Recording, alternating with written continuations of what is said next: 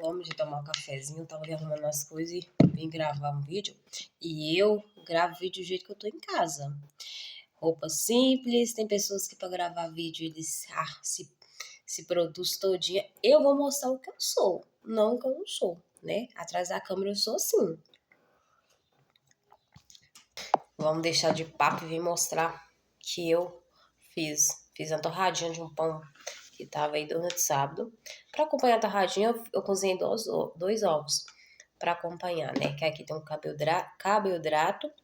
E bora ver como ficou essa torradinha, se ficou crocante. Ficou linda, olha.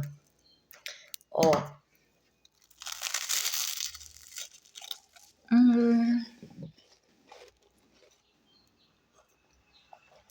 Alguém aproveita pão velho? Velho não, né, gente? Ficou 2 dias, não é que é velho. Chama.